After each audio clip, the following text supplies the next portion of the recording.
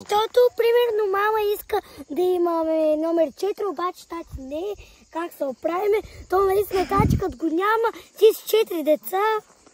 Аз искам да правя стопки. Васко на квадрат.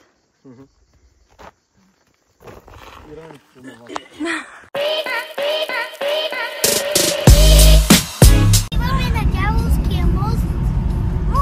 Ами хора, пак е почивен ден, неделя е и какво да правим с тия деца? Те не са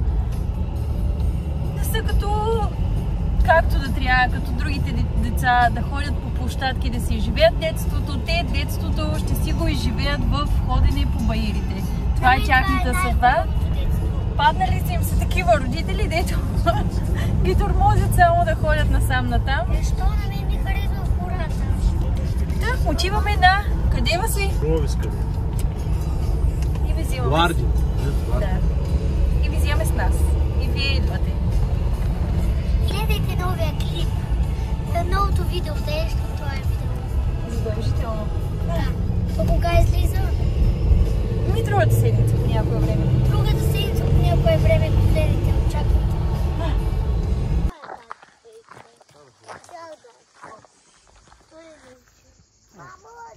Ти искаш да ти дам ръка?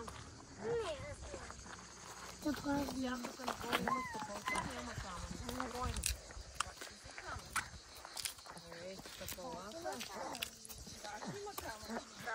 Иланче, спомниш ли си, че си идвала тук? Да, това го помня. Да, Като беше. иска, като викате да си направим снимка, а пък аз не искам. Да, имаме само с Мишето снимка тук.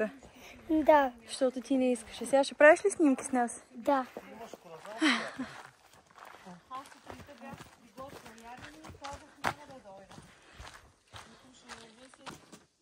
Еха.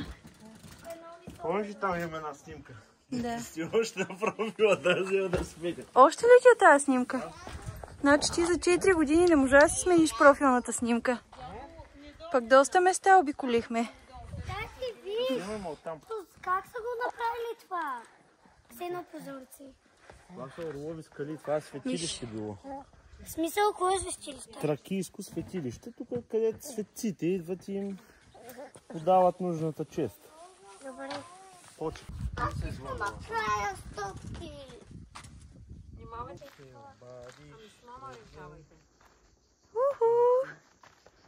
Васко на квадрат.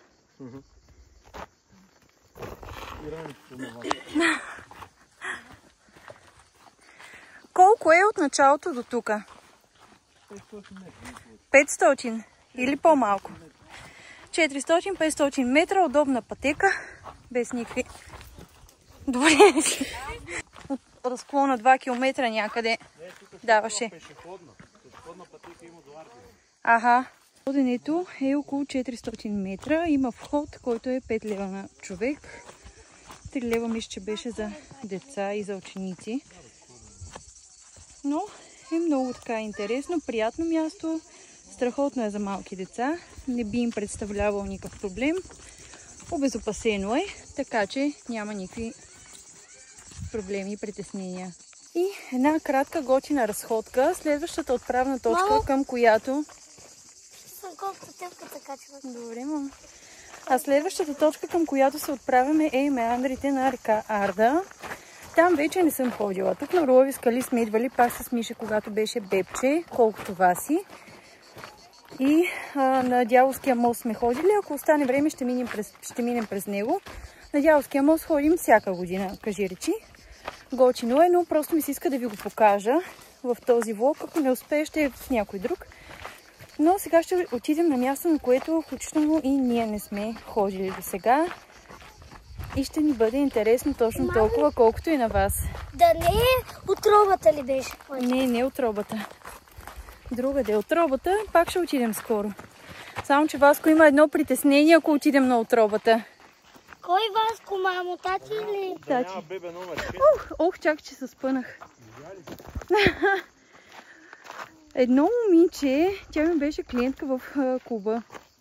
Когато видя, че сме ходили на отробата, им беше казала: ти сега ще забременееш с трето. Защото който иде на отробата, забременява. И аз такава, да бе да, ама ето го третото там отпреде. Така че, Васко, притеснението му е, като идем на отробата, да няма номер 4. Бебе! Защото, примерно, мама иска да имаме номер 4, обаче тати не е. Как се оправиме? То наистина тати, като го няма, ти с 4 деца. Ще бъде забавно. И трудно. Но ти като най-голяма ще помагаш. Аз не мога да сменям памперси. Ще се научиш, то не е трудно. Васинко! То виж меандрите на Кърджали направо.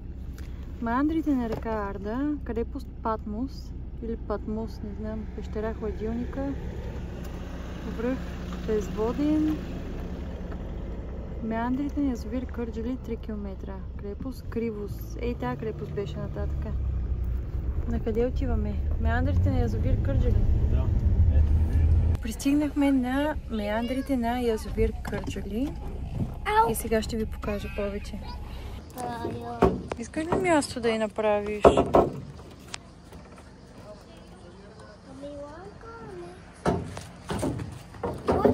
Това виж бързото там. Това са моторни лодки. Виж, рибари има долу. Аз съм там за тихана. Доста по-нататък е. Не бе скутерчета, виж. Виж отвън как хвърля вода. Малко среща е Боровица и покрай него се минава хотел Бор.